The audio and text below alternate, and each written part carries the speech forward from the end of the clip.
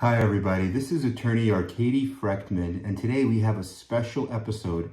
A trial just finished last week, and I have the write-up from the trial attorney, and it was an amazing case for an amazing result, a many millions of dollars, and it was an amazing trial lawyer and a good friend of mine. And in fact, it's funny because later this week I'm going out to a workshop for trial attorneys, and we're all going to work together, and this attorney is going to be there. In fact, this attorney is going to lead the workshop. It's his workshop.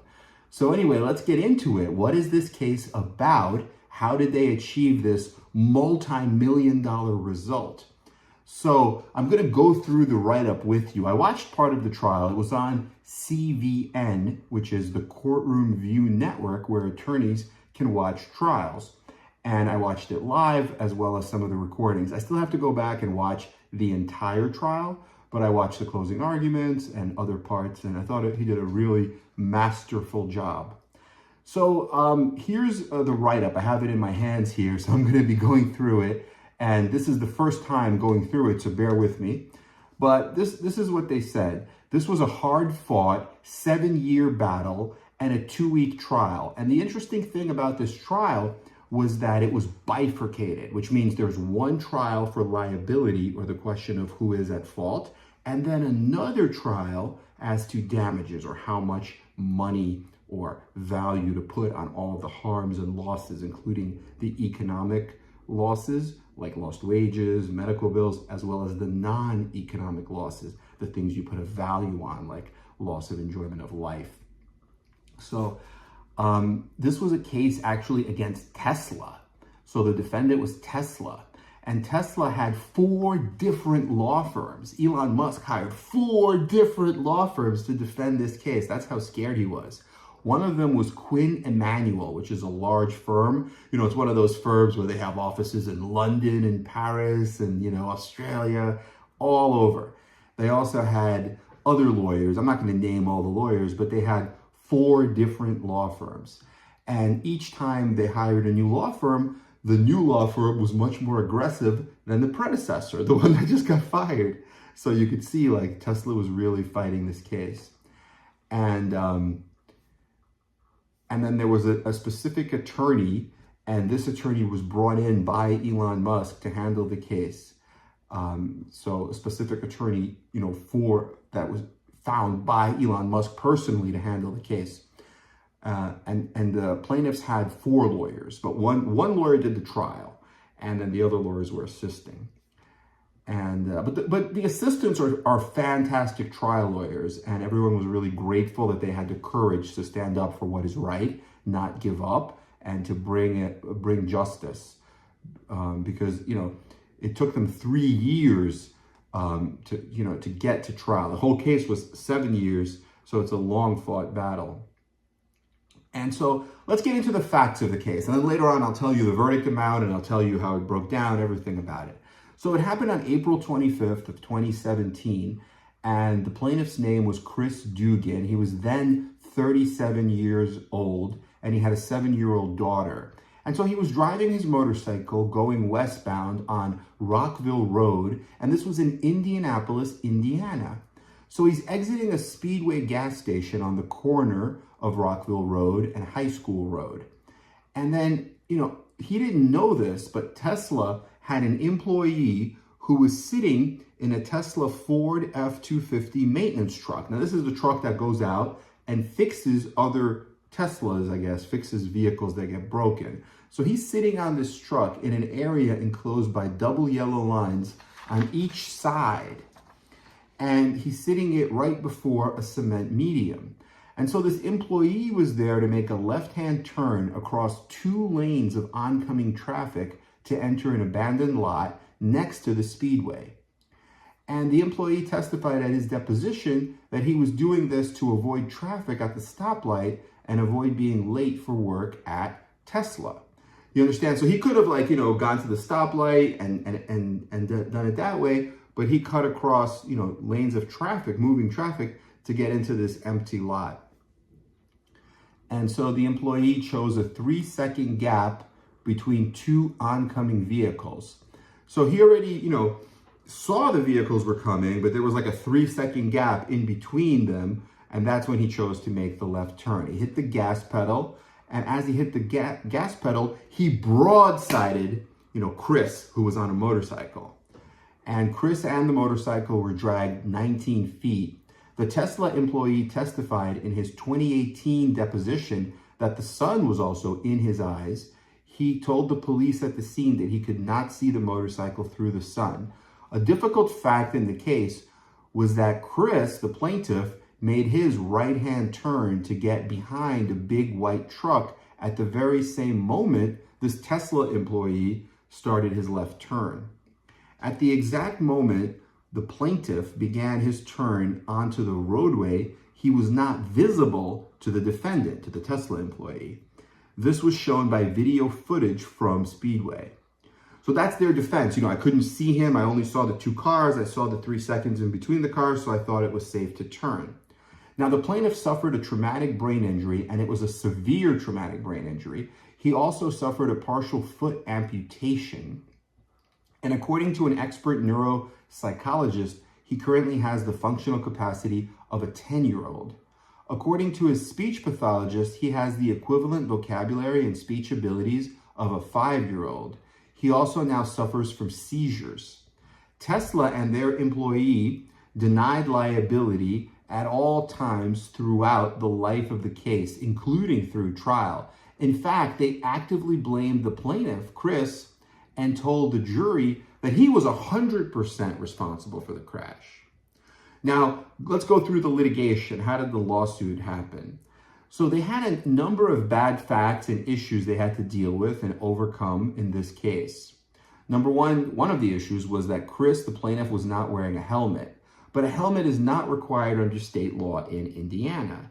But they knew that certain jurors would still hold this against them. So they discussed this at length in voir dire. And that's a really great tip in general. Whatever are your danger points, whatever are your fears, your worry list, that's what you want to discuss in voir dire to get a sense of how the panel, the prospective panel, these are the people that could be your jurors, how are they going to react to this? How are they going to, respond to these fears? So they did that. And the jury was instructed that they could not consider the lack of a helmet in either phase of the trial, in either phase, either the liability phase or the damages phase. You could not consider the lack of a helmet. That was the judge's instruction. But, the plaintiff thought, all the attorneys for the plaintiff, remember there were 4 attorneys, they were very smart. They thought, hey, this could still hurt us because, just common sense. People think, hey, if you're not wearing a helmet, then you must be to blame. Now, the second issue the plaintiff had to overcome is that Chris had a pre-existing injury, and that was actually a brachial plexus injury from a prior motorcycle injury that impacted his ability to lift his right arm. So he already had issues and he couldn't lift his right arm because of the brachial plexus. Now, the brachial plexus is a branch of nerves that go from your neck to your shoulder, and he had that injured from before. So the prior injury was a result of a prior motorcycle crash approximately 13 years earlier, where he was excessively speeding and hit another driver. So, that's not a good fact because he's excessively speeding on his motorcycle. He hit another driver. And here again, he's going at speed. He's weaving behind a truck. So, there's conduct here that puts the plaintiff to blame. Prior to trial, the plaintiff was successfully able to preclude the defense expert testimony that Chris's prior brachial plexus injury impacted his reaction time and caused his inability to avoid the crash. The defense expert opinions were junk and speculation, and the plaintiff was able to do this by choosing not to depose their experts and instead preclude their opinions based on their shoddy nonsense reports. So the plaintiffs didn't even take depositions of these witnesses, but they just precluded them based on their shoddy reports because this was all junk science.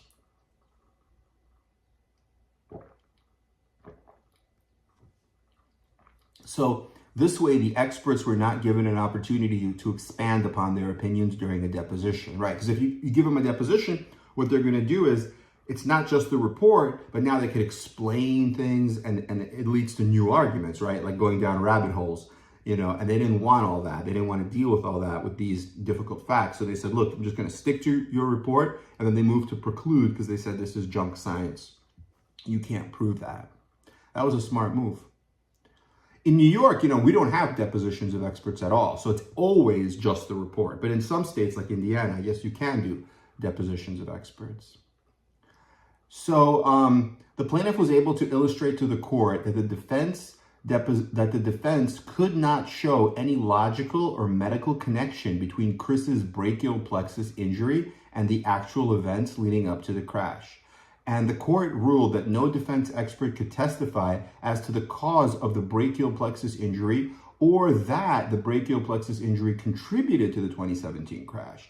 And I guess it makes sense, right? Because it's all speculation. They're saying, well, because you have this brachial plexus injury, you can't lift your right arm. Maybe that's what led to the crash. But you can't prove that, right? How can you prove that? Like, you're just guessing that that could be the case, but you can't prove that. And so even though the court ruled in the way it did and precluded all that, it did not stop the defense firm from raising the fact that the brachial plexus injury was caused by a prior crash. You see, so the court told them not to do it, and they still did it because they wanted to gain that, I guess, sympathy, or they wanted to, boil up the prejudice against this motorcyclist to say, look, he was in motorcycle crashes before. That's the type of driver he is. You see what they're doing? So this is a real sleazy move by the defendants. However, in an effort to inflame and prejudice the jury against our client during the damages phase, so that's what they did, right? And these defense lawyers were rule breakers, and we believe them to be unethical. This is just from the write-up, by the way, from the lawyer. So I don't want to say that the lawyers were unethical, this is just, but it sounds like they got pretty close there, I'll leave it up to you guys to make the decision. Okay, Chris had a pre-existing traumatic brain injury and a brain bleed from another motorcycle collision where he was not wearing a helmet. So now there's another motorcycle collision before this one where he already gets a brain injury.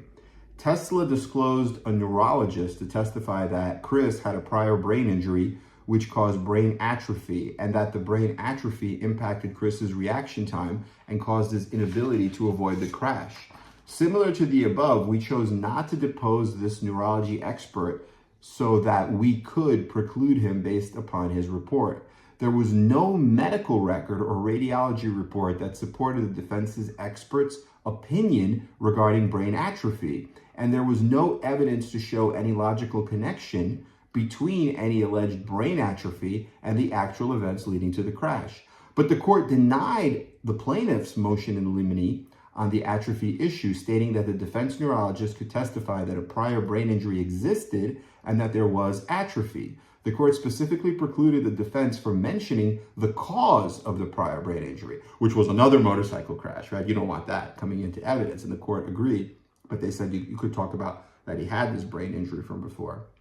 This ruling did not stop the defense law firm from raising the prior crash in opening statements and throughout the trial, and stating that there was prior brain atrophy during cross-examination of the plaintiff's neuropsychologist.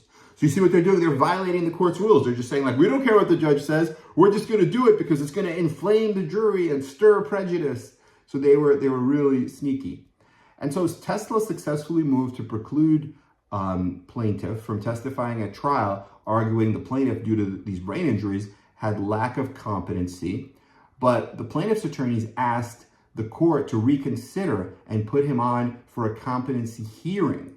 And after this was done, the plaintiff actually won. So precluding the plaintiff from testifying was a motion successfully brought in June of 2023 by another lawyer who was then on the case, and resulted in Tesla getting a continuance. But the plaintiffs were locked and loaded and ready to try the case. So the court watched Chris's deposition and precluded him from testifying at all. The next month would have been to prevent him from being in the courtroom. The next motion would have been to prevent him from being in the courtroom. In the fall, the plaintiffs were able to convince the court to reconsider the prior position during the pretrial conference.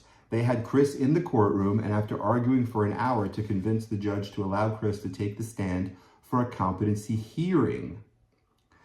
And then the plaintiff's trial lawyer begged the judge, and he told her, "We are begging you, Your Honor. Chris is right there. Please allow me to put him on the stand and show you that he is competent to testify." Tesla objected furiously, just to this hearing to see whether he is competent or not. Tesla was still objecting.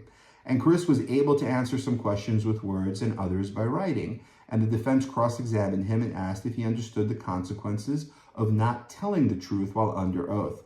Chris struggled and finally said the word perjury. Then, when they asked him about what a guess was to describe guessing, he struggled and finally said the word jeopardy.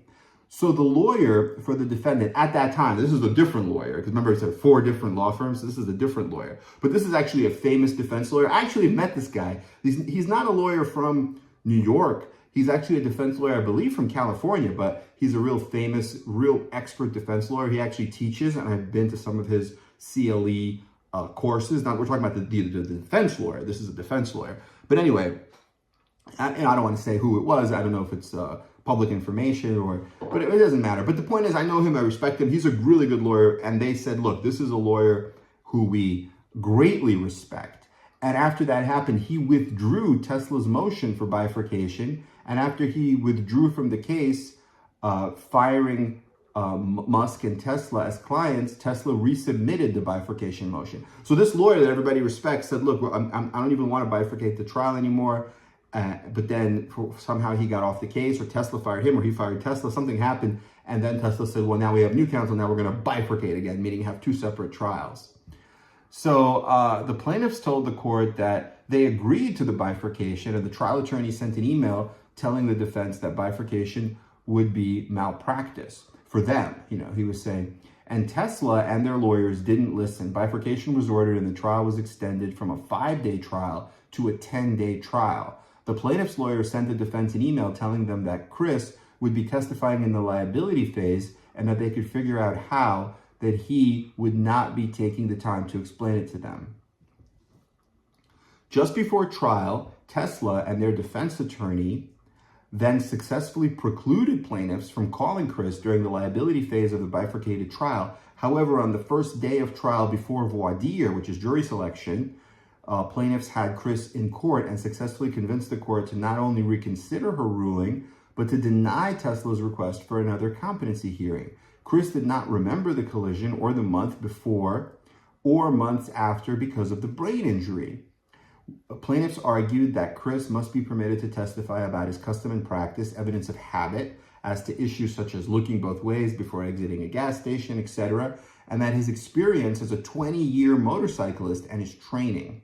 This was a huge win for plaintiff because the jury was able to hear from Chris both during the liability phase and the damages phase. So they got to hear from the plaintiff twice.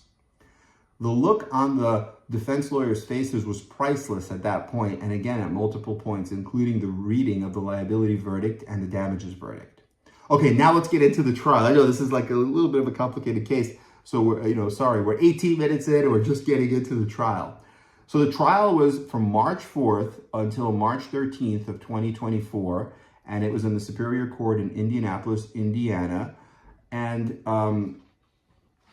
a judge actually volunteered out of retirement to preside, and the plaintiff said, hey, we're lucky to have this judge. She was extremely intelligent and patient. She dealt with a lot of vitriol from the defense lawyer, and specifically from one particular attorney from the firm, Quinn Emanuel, who actually yelled at the judge multiple times. And this attorney who did the write-up, she's one of the attorneys that tried the case, she said in her entire career, she has never never seen a lawyer speak to a judge the way that this attorney spoke to this particular judge. It was extremely disrespectful, and it was a regular occurrence. So they had a jury of 6. In Indiana, verdicts must be unanimous, so they needed all 6 to agree. During every trial day for both phases of trial, Tesla moved for mistrial at least once. All Tesla's motions for mistrial were denied. Now, phase 1 was the liability trial. Tesla was swinging for a defense verdict. Had Chris been established at 51% at fault, plaintiffs would have lost the case. Also, the defense argued that their employee was not negligent and that he was making a left-hand turn hundreds of motorists make each day.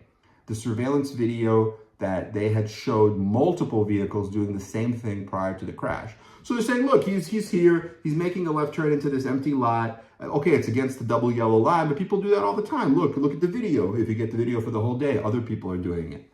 So now, Chris, the plaintiff, they argued, was invisible and was impossible to see because his motorcycle was behind the truck. So they argued that it was invisible, it was impossible, and what was we heard over and over again, and it was a very effective but misleading opening statement. So the entire opening statement was he was invisible, it was impossible to see. And Tesla also argued that Chris accelerated too quickly out of the Speedway gas station and that he did so in a way that caused him to be within a passing truck's blind spot, thereby preventing the Tesla's employee from seeing him. In opening statement, Tesla brought up a brand new theory saying that Chris was riding along the shoulder of the road next to the truck, accelerating at a rate of speed that was faster than 90 to 95% of motorists making a similar turn and merging into traffic. Both sides had access to video surveillance footage, although it was quite pixelated, of the crash. There was one still frame that really hurt the plaintiff. It showed Chris behind the passing truck in a spot where he could not have been visible to the Tesla employee at the 36-second mark. And the collision happened at the 38-second mark. So just 2 seconds before, he could not be seen. So that's not a good fact for the plaintiff. That's a very difficult fact, right? Now, the Tesla employee began his turn at the 36-second mark, and that's exactly when the plaintiff could not be seen because he was behind the truck.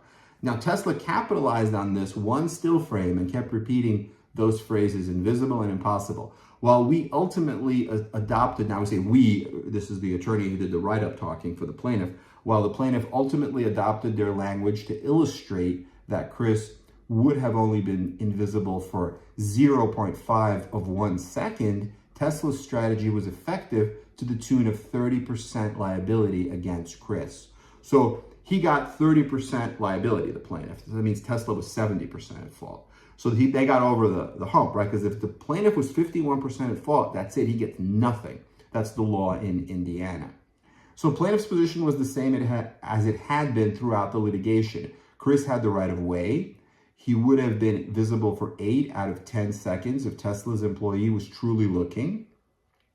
You know, which is a good point, right? Like, okay, he wasn't visible for half of 1 second, like a fraction of a second. Not even 1 second, half of 1 second, he wasn't visible.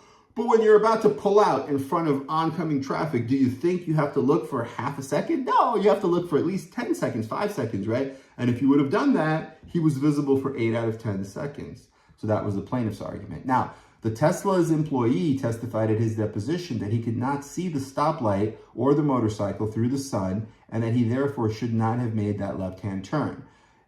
This employee also should have waited his turn in line at the stoplight or chosen a number of other options, including but not limited to a speedway that was on the right side of the road 1 mile back. And there was a company that helped create a monster animation to depict all this, right? So they had a company that created an animation, and they felt like this animation company did a fantastic job, which is great because they say who the company here is. I'm going to actually highlight it in my highlighter. This is great because I have a trial coming up on April 15th of 2024, just in a few weeks in the Bronx, and I need an animation for my case as well, so I'm going to use this company. Thank you. Okay, let's get back to the case. So in the plaintiff's case, they called a motorcycle safety expert. They called an accident reconstruction expert. They called the plaintiff. They called a police officer who was the supervising investigator. And they called the defendant, the Tesla employee, the driver. And they played another video deposition testimony of the defendant driver as well. And one of the biggest concerns going into trial was that the defendant employee of Tesla, the driver, I call him the defendant driver, would come off sympathetic given his video deposition testimony. He was very sympathetic. He was also crying at counsel table throughout the trial. Because of this, we decided that for the plaintiff attorney's cross-examination, he should come out soft and be kind. And this strategy was effective. At trial, the defendant driver denied essentially everything he had previously testified to at deposition and what he said to the police and in discovery, including changing his testimony and stating that the sun did not impair his vision. He also came off as combative despite the plaintiff's attorney's continued calmness during the cross-examination. The cross-exam was a success. Tesla's lawyers did not have any questions for the defendant driver. They stood up and stated, hey, you've had a tough week. We have no questions. Now, Tesla called one witness during the liability phase, and it was their motorcycle safety expert. And you could actually watch this motorcycle safety expert get cross-examined on CDN, and then she provides this attorney, one of the attorneys for the plaintiff, provides the link. So I'm gonna also watch that. Maybe I'll do a separate video about that. She says if you watch the cross-examination of this defense motorcycle safety expert, you could watch him get absolutely destroyed on cross-examination. So yeah, maybe I could do a reaction video. I could play that and then react to it. We could do another video. I want to see him get absolutely destroyed. That sounds good. Okay, so anyway, the first phase of the trial was tough. The jury deliberated for 2.5 hours. But like I said, the ultimate verdict was 70% fault of Tesla, 30% on the plaintiff. Now let's get into the second phase, which is damages. Show me the money, baby. Damages. What is this worth? How much are we going to get? Let's see. Throughout 7 years of litigation, Tesla never once stipulated to any damages. At trial, however, they did stipulate certain aspects of economic damages: lost wages, lost fringe benefits, past medical bills. The primary dispute as to damages was pain and suffering, as well as the life care plan. It was plaintiff's position that Chris required 24/7 care. Defense argued he did not. Just prior to opening statements, Tesla's lawyers objected to plaintiff using any of our opening slides, and the court sustained the objection. So plaintiff had to pivot and turn the courtroom into a brain and delivered an opening that was wonderful to watch, telling Chris's story with no demonstratives. And this happened to me too. This is so funny because it happened to me in Brooklyn. I had a trial and I had nice, for opening, I didn't have that many slides. I had maybe 10 or 15 slides.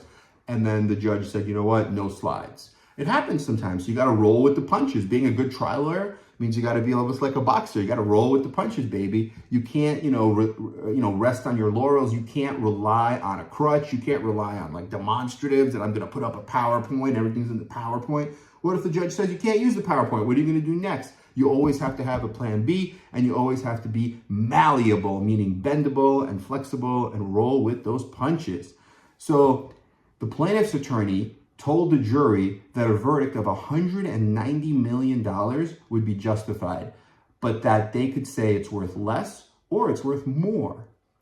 And during the plaintiff's case, they called the following experts. They called a treating neurologist, they called a neuropsychologist, they called a speech therapist, they called Chris's former employer, they called Chris's former colleague, they called Chris's mother, Chris's ex-girlfriend, Chris's ex-wife, Chris's 14-year-old daughter, and they called a life care planner, and they called an economist. So they had a lot of witnesses. They had at least 10 or more witnesses. They had a lot of witnesses. Now, like I said before, right, some of these are before and after witnesses, like the community witnesses that are circle of friends, like your coworkers, your ex-girlfriend, your 14-year-old daughter. And some of them were doctors, obviously, like the neurologist, the neuropsychologist, and some of them were for the economic damages, like the economist and the life care planner. So plaintiff's attorney did a fantastic job explaining to the jury what life would have been like had Chris not been injured, how they had plans to move in together and get married. Now that's not the attorney. This is actually one of the circle of friends witnesses. I believe this is actually the ex-girlfriend. Did a fantastic job of explaining to the jury what life would have been like had Chris not been injured, how they had plans to move in together and get married. And Chris's ex-wife, her name was Ashley, as well as his daughter, Olivia, both did a great job explaining the change in Chris's relationship with his daughter. Chris's former employer testified that Chris was a genius, that he trained as an engineer on the job without college. In fact, on cross-exam by the defense, he said Chris could teach college. The testimony about the Chris before versus the Chris after was heartfelt, it was sad, and it was very compelling. And despite disclosing their own economist, life care planner, and neurologist, Tesla did not present any evidence during the damages phase. They would have been destroyed had they shown up. We were ready for them. The jury was instructed that they could not consider the helmet and that there was no claim for the pre-existing brain injury or pre-existing brachial plexus injury. Now, the deliberations were quite a roller coaster. The jury got the case at 11:37 a.m. on Wednesday. The verdict was read at approximately 8:20 p.m. During those 8 or so hours, it was crazy. So the jury starts thinking about the case at 11:37 a.m. Now, by the way, of course, there are other, but this is just a write-up, right? So there are other parts of the trial. There's opening statement, there's closing argument, there are witnesses, like we talked about that one cross-examination of the motorcycle safety expert. So the entire trial probably took, well, we said it took from the 4th to the 13th, right? So it took about close to, 9 days. So it's a long trial. So what we could do is when I watch some of these, maybe the opening statement, the closing argument, I could do a video where I talk about those, a separate video. But deliberations, now the jury's thinking about the case. The judge tells the jury to start thinking about the case after closing arguments and after the judge reads her instructions, right, the law as to how to decide the questions to the jury. And then she sends the jury in a room and the jury start talking to each other, and it's 11:37 a.m. Now around 2 p.m., the jury requested a different calculator because the calculator given to them didn't have enough numbers. And so the plaintiff's attorneys thought, well, that's a good sign. If the calculator doesn't have enough numbers, that means they're going to return a high verdict. But at approximately 3 p.m., the jury requested that dinner be delivered at 6 p.m. At around 4 p.m., one juror requested insulin from his car and 2 other jurors requested their phones to call home. At 4:30 p.m., the same juror that requested the insulin then wrote a note to the court indicating that he could not take his insulin without a glucose monitor, which he forgot at home. A glucose monitor was then purchased for him. At 5:30 p.m., the same juror who needed insulin wrote a note to the court indicating that he had made up his mind and would not change it. This resulted in the court conducting an inquiry with that juror. His response was, "I am a Marine and I'm not laying down for anybody. I'm not changing my mind for nobody." Tesla moved for a mistrial, which was denied at that point. Shortly thereafter, the court wrote a note to the foreperson asking whether the jury had reached an impasse. The foreperson wrote a note back indicating that he was not sure. The court then brought in the foreperson for questioning, who told the court that one juror was refusing to participate in deliberations. Tesla again moved for a mistrial, which was denied. The court gave a charge to the jury telling them it was their duty to deliberate. At approximately 7 p.m., juror number 1 sent a note saying, "I have PTSD." Shortly thereafter, another juror sent a note telling the court, "Is it getting hostile in here? What should we do?" It is getting hostile in here. What should we do? Tesla again moved for a mistrial, which was again denied. The court then sent another note to the jury asking if they had reached an impasse, and the foreperson informed the court that they had. Tesla again moved for a mistrial. At that point, the plaintiffs agreed that a mistrial would be an appropriate thing to do, and the court indicated that she would order a mistrial. The court then went back to the deliberation room to inform the jury that there would be a mistrial. So this was already decided amongst the plaintiff agreed, the defendant agreed, and the judge is going in there to the jury room to tell them, hey, this is going to be a mistrial. And so plaintiffs thought that they were done, but the judge came back in the courtroom and told the parties there was a new development. The jurors had decided that they wanted to continue to deliberate. One of Tesla's lawyers literally screamed at the judge, telling the judge that she cannot let this happen and that it violated the 7th Amendment. The 7th Amendment gives you the right to a jury. She accused the judge of coercing the jury. To the judge's credit, she was extremely patient, and the judge made a robust record establishing how it was appropriate to allow the jurors who wanted to continue deliberating, talking to each other and coming up with a final verdict, right? So the verdict came in at about 8:20 p.m. After the verdict, the judge polled each juror, asking 2 to 3 questions regarding whether this was his or her true verdict and whether he or she was coerced or forced or pressured in any way. All the jurors indicated there was no coercion or pressure and no one was forced to do anything. The look on the Tesla lawyer's face was priceless when they heard the damages verdict of $60 million being read. Oh, this is beautiful. I wish I was there. This is beautiful. While the jury's $60 million award was reduced by 30% comparative fault to approximately $42 million, right? Because I've done videos about this before. you can't recover for your own percentage of fault. So the total verdict was 60 million, but because plaintiff was 30% at fault, he gets 42 million. And this is one of the highest verdicts in Indiana state history, and certainly the highest of its kind, a motorcyclist with a traumatic brain injury. So if anyone has any specific questions, this lawyer says just let her know. She's happy to chat about it. And this was her first trial in Indiana, and she loves trying cases in new places. Yeah, I met this lawyer as well. She's a very, very nice lawyer, and she's actually a specialist in bad faith law, which is like a really interesting topic. And I know a lot of you talk about opening policies and bad faith. Okay, let us know what you think. I'll do some more videos about this case. This is a great case to study on, right? Because you could see how to do an opening statement, how to do a closing argument, how to cross-examine a witness, how to do direct exam of a witness. All the parts of a trial are here. So if you have the time, if you find the time as a trial lawyer myself, that's what I like to do. I like to find the time, make the time, set out like an hour in my busy day and just watch and take notes and then learn. And that's why I get better, and then I could do better on my trials. Okay, everyone, please like and subscribe to our channel. Let us know what questions you have. Our goal is helping serious injury victims and their families get full justice. Not half justice, not 35, not 75%, not three-quarter justice, full justice like this. This is